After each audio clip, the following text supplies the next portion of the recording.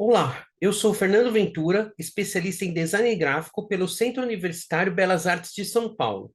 O tema desta apresentação é Disney Made in Brasil, anos 1980, Zé Carioca.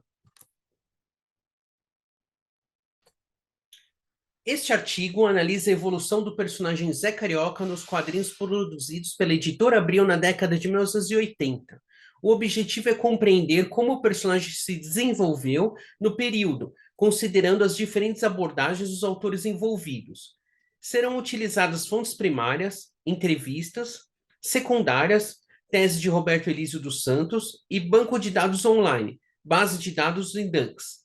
O método é a pesquisa bibliográfica com análise crítica dos textos selecionados. Serão selecionadas e analisadas as histórias do Zé Carioca publicadas na época, com a descrição da conjuntura do contexto histórico e cultural do período.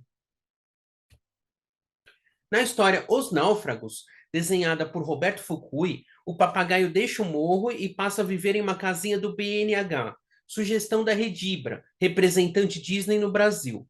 Infelizmente, tanto a casa quanto a vila foram atingidas por uma enchente logo na primeira história. Que azar!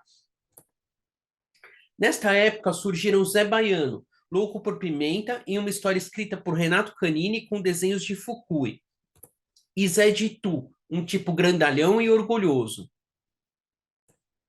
Em 1981, a revista Zé Carioca completou 20 anos e a editora lançou uma edição especial com histórias clássicas, matérias e até foto da equipe. Também é desta época uma página promocional, Brasileira Sim Senhor, em que Zé Carioca ensina como identificar as histórias nacionais. Em junho de 1982, enquanto a bola rolava na Copa do Mundo, Zé Carioca e Pato Donald e Panchito enfrentam o vilão Mancha Negra, que planejara roubar o troféu da competição na série escrita por Ivan Seidenberg e desenhada por Luiz Podavin, Fukui e Euclides Miyaura. Nessa época, Rocha Vaz e outros personagens antigos voltaram a aparecer, e Rosinha a viver com o pai na mansão. Na Holanda, a republicação das tiras dos anos 1940 também inspirou artistas locais a produzir material inédito do personagem a partir de 1983. Enquanto isso, o universo dos quadrinhos explodiu em uma grande disputa, pois entrou em cena Galdino José Chaves, o Zé Galo. Criado pela equipe de roteiristas da época, a primeira aventura do chatíssimo rival, Que Galo é esse, Zé?, foi escrita por Gerson Teixeira e ilustrada por Podavin. Em 1984, foi a vez de Átila, o cachorro treinado por Rocha Vaz para odiar o Zé Carioca, em Um Sogro Ruim para Cachorro, com roteiro de Gerson e desenho de Moacir Rodrigues. Em 1986, a série Zé em Patópolis, escrita por Gerson, Arthur Faria Júnior e Marcelo Aragão, com desenhos de Miyaura, Fukui e Irineu Soares Rodrigues, levou Zé Carioca a novos ares, explica Primágio Mantov, diretor de arte da redação de quadrinhos. Abre aspas. Os italianos diziam que Pato nós queremos, Mickey nós queremos, mas o Zé Carioca não queremos. Então mostramos que o Zé Carioca, para fugir da Nacoseca, se mandou para Patópolis. E a cada semana ele passava na casa de um grande personagem Disney. As histórias do Pato passaram a ser diferentes, movimentou a vida de todo mundo e os italianos compraram tudo. Então eles passaram a publicar também o Zé Carioca, inclusive o do Canini, que antes eles não queriam. Em 1987, como parte da coleção Série Ouro Disney, Zé Carioca surge como o Zé Cultivo, história ao estilo What If, escrita por Júlio de Andrade, com desenhos de Irineu e Podavin. Em 1989, a coleção Anos de Ouro do Zé Carioca juntou os primeiros 52 números da revista, em versão facsímile. No volume 3, Uma Ousadia. Uma série de tiras inéditas dava créditos a muitos roteiristas e desenhistas da redação. Constatamos que a editora Abril fez questão de destacar que esse trabalho era uma produção nacional, pronta para exportação. Entre as mais de 2.000 páginas inéditas que a editora produzia anualmente, boa parte delas era de um ícone da cultura brasileira. No decorrer dos anos 1980, Zé Carioca ascendeu socialmente, enfrentou enchentes e conheceu novos parentes, inclusive um comedor voraz de pimentas. Além disso, quebrou o recorde do avô, Zeca Paiva, ao ficar 20 anos sem trabalhar. E não podemos esquecer da disputa com o Zé Galo, que quase culminou em uma guerra no universo dos quadrinhos. As referências incluem as revistas da época, inclusive toda a coleção do Zé Carioca dos anos 1980, a base de dados Indux e a tese de Roberto Elísio dos Santos para reler os quadrinhos Disney. Olá. Então, o nosso trabalho, né, se chama A Pragmática do Jornalismo nas Narrativas Disney, um olhar semiótico sobre Peninha, repórter de A Patada. Somos eu, Fábio Messa, e o Felipe Correia, da UFPR Litoral. Os nossos objetivos são de refletir sobre a pragmática do jornalismo nas histórias Disney, protagonizadas pelo personagem Peninha, repórter do jornal A Patada, para então depreender elementos temáticos e estilísticos das histórias sob um olhar semiótico, a fim de ascender a discussão acerca das concepções teóricas do jornalismo, de notícia, dos critérios de noticiabilidade e valores notícia que estão subjacentes às abordagens. A teoria que a gente utiliza como embasamento, primeiramente do Manuel Carlos Chaparro, um trabalho chamado Pragmática do Jornalismo, em que ele faz uma espécie de pesquisa-ação, né, envolvendo pesquisadoras que acompanham o trabalho de repórteres de um jornal impresso, desde o processo de reunião de pauta até a edição final. E toda uma descrição, né, desse processo dos fatores e filtros que influenciam nessas sequências de atividades. Nelson Traquina, também é um autor, pesquisador, naturalmente norte-americano, mas pesquisador do jornalismo em Portugal, né, jornalismo português, nessas teorias do jornalismo, que são extensões específicas das teorias da comunicação, em que ele postula sobre as principais teorias, e em cima dessas teorias que a gente vai fazer uma reflexão sobre as histórias do Peninha. Tá? Também como base que fundamenta essas teorias jornalistas, nós temos uma referência italiana, né, duas referências italianas, a do Mauro Wolff, como um teórico da comunicação, e Humberto Eco, que chegou a ser colega, né, e amigo de Mauro Wolff, nesse olhar semiótico a partir da estrutura ausente, que, a nosso ver, é o livro mais didático, assim, em que ele postula sobre concepções de signo, tipologias, né, e nos limites da interpretação, que já envolve códigos culturais distintos propícios para análise, né, envolvendo inclusive uma reflexão já pré-anunciada do que posteriormente a gente passou a chamar de intermídias e transposições de linguagens, etc. As teorias do jornalismo são várias. Dentre elas, nós temos aqui as que a gente vai mencionar, conforme for olhando para as páginas do gibi: a teoria do espelho, newsmaking, gatekeeper, agenda setting. Então, eu vou passar aqui adiante para o objeto de análise, né? Nós partimos desses 4 almanaques. É claro que somos leitores de Peninha, mas a gente se restringiu a esse manual do Peninha, que é uma edição bem antológica, né? Essa de comemoração dos 50 anos, que mostra o Peninha e seus desdobramentos em outras personas, né? E esses manuais temáticos, um mais antigo, como os repórteres, e um pouquinho mais atual, como o dos jornalistas. Então agora eu vou desinterromper aqui a tela para partilhar com vocês algumas imagens das páginas dos quadrinhos. Ok?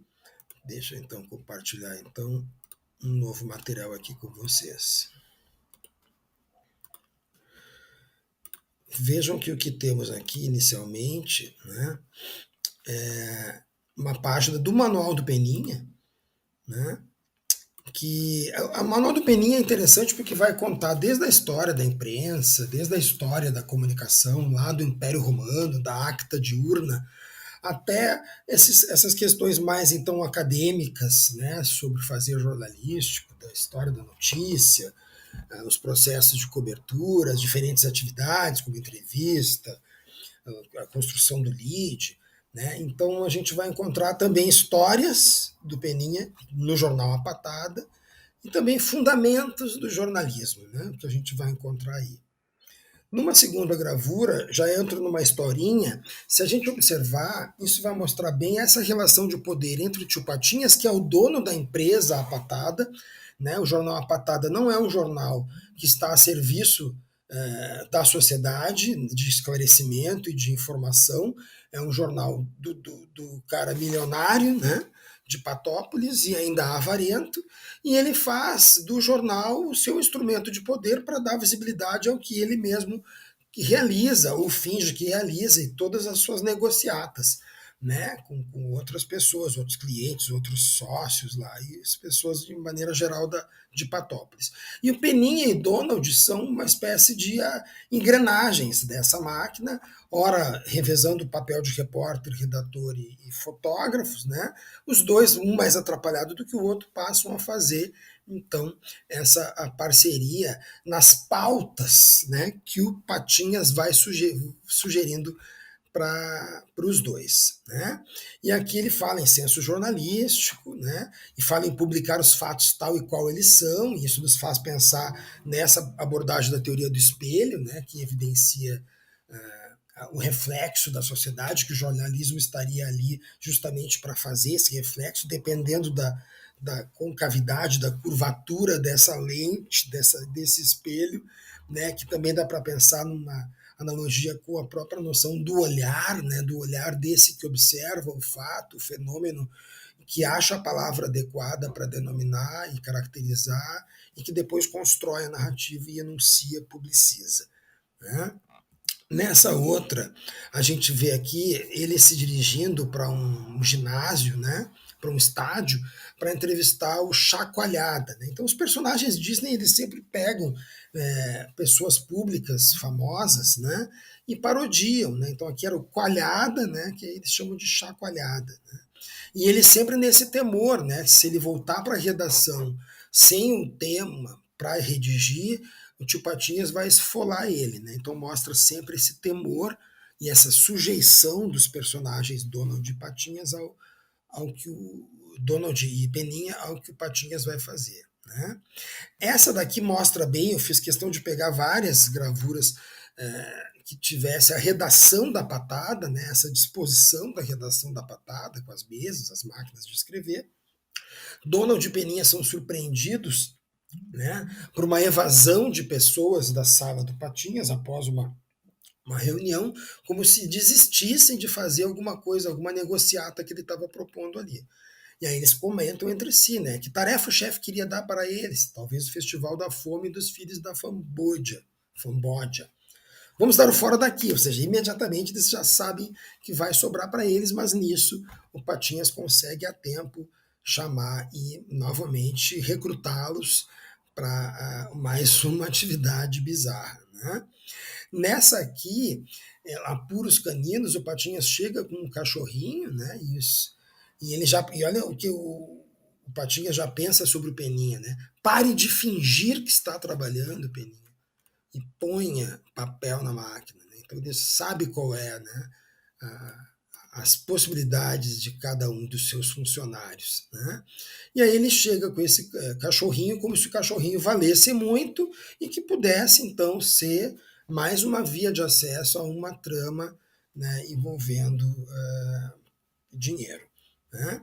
Nessa situação aqui, a gente vê o Donald e o Peninha, né, envolvidos numa correria, né, e pensando sempre o que eles vão divulgar ou não. Né. Vou escrever um editorial contra os motoristas de táxi. Então, sempre aquela coisa, né, o repórter, né, pela sua própria pré-seleção, ele tem uma ideia do que ele vai escrever amanhã, um texto opinativo já para fazer uma crítica aos motoristas de táxi a partir de algo que ele mesmo sofreu. Então é uma visão muito segmentada, né, do que se tem. Isso vai interessar quem mais, né? Esse do quem é quem na festa é muito interessante essa situação, porque aparece uma cliente tratando já com desdém o próprio Patinhas, né? Bem, para abreviar a história, nosso clube feminino está preparando uma quermesse beneficente.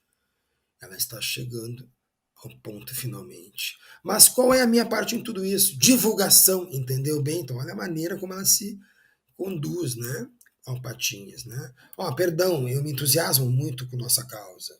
Eu vi, tem os patos certos para essa reportagem, os patos certos, né? E aí, novamente, vai ser uma situação em que ele vai envolver o Peninha, né? E olha a maneira como ela olha para os dois ali, né? Credo, é o pensamento dela, né? Essa é a senhora Alta Roda, imagina o nome da personagem, quero que faça a cobertura da quermesse beneficente que ela vai promover. E nada de aproveitar para beber e comer de graça. Então vejam, né, eles são sempre escorraçados, tanto pelos clientes ou as fontes, né, como pelo próprio editor supervisor. Né? Essa situação aqui também mostra, né, eu gosto muito de frisar, né, os momentos que eles estão lendo as manchetes do jornal, né, e justificando, ó, eu chamei você aqui por causa da sua reportagem sobre a influência das batatas na cultura grega. Mas é um artigo histórico. E o que está fazendo a foto do Kid Knockout na reportagem? Ele é um pugilista? Né? Foi um erro de diagramação. Então, a maneira, né, como o Peninha vai justificando as gafes, né, ou essa visão muito singular que ele tem das fontes que ele vai divulgar, né, da informação dessas fontes, e justificando como se fosse só um problema gráfico. Né? Que mais que a gente vê aqui? Ó? Lá pelas tantas, né, numa outra historinha, o Patinhas designa ele, diz que ele não tem capacidade de redigir, manda ele supervisionar, virar diretor da gráfica. Né? E ele vai, né, todo empolgado, mas assim, ele é um sujeito tão desligado que ele consegue bater o carro no estacionamento. E sai do carro simplesmente enquanto as pessoas ficam praguejando lá. Então mostra bem esse perfil alienado, né, e esse alheamento também da personagem. Né? Nesse do Clube dos Excêntricos também surge uma pauta. E vocês dois, chega de moleza, tenho trabalho para vocês. Ué, e o que ele pensa que estamos fazendo, pensa o Donald. Vocês já ouviram falar no Clube dos Excêntricos? Clube do quê? Dos Excêntricos. É um clube que só pode ser frequentado por celebridades que têm alguma característica estranha. Ah, sei, são pessoas meio malucas. Cuidado com o que fala, seu maluco. Se um dos membros do clube ouve isso, ele se ofende e vocês precisam ser gentis, pois vão fazer uma reportagem sobre o clube. Né? Então é interessante que até aí a gente vê exemplos dessas histórias no contexto da redação da patada, em que se evidencia, né, a função de cada um, né, e as atividades que cada um exerce. Então há uma teoria, né, do jornalismo chamada newsmaking, né, que vai mostrar, de certa forma, né, evidenciar esses bastidores dos fazeres, das funções, das relações de poder. Né? E há uma outra teoria chamada gatekeeper, que também vai mostrar essa questão de qual é o poder que estabelece e que legitima o que pode não ser dito de fato. Então tem a ver com os poderes econômicos e políticos e suas relações com o editor ou o dono da empresa, né? E os repórteres, mais uma vez, estão ali só como meros executores. Né? Que mais que a gente vê adiante aqui? Essa situação, ó, chega um funcionário novo para substituir o Peninha. Puxa, a relação patrão-empregado só piora, eu tenho que ser mais compreensivo. Está certo, saia de férias, mas vou colocar alguém para substituir você. Sim, chefe. E quem será, tio? Pero Badalo. Venha cá. Aqui estou, chefe. Xi, faz um tempão que ele está querendo pegar o meu emprego. Eu não posso tirar férias e deixar esse cara no meu lugar. Você tem razão. Eu tiro sua poeira, chefe. Que gentileza. Puxa saco, isso sim. Esse tipo vai longe. Então aqui, essa historinha é muito interessante, que vai mostrar a concorrência, né? E essas relações todas de sujeição, submissão e puxa-saquismo, né? Babação de ovo, como a gente queira metaforizar, para caracterizar essas relações aí, né? Nessa outra aqui, eles também, o Peninha, numa certa mitificação, né, o Peninha, numa certa mitificação sobre ser escritor, né?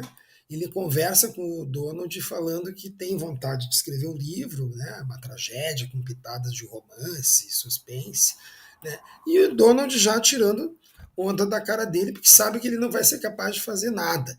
Isso então mostra bem também esse altruísmo do perfil do jornalista dos anos 60, 70, 80, né? De ser realmente um escritor, essa coisa toda.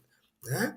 Então, deixa eu interromper aqui nosso partilhamento de tela, né? E preciso só finalizar com vocês, e claro que teria muito mais coisa para a gente colocar, né?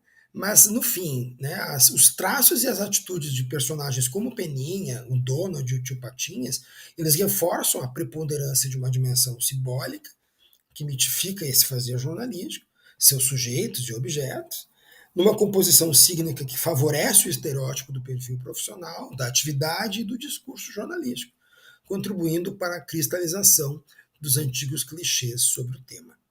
Era isso, então. Muito obrigado.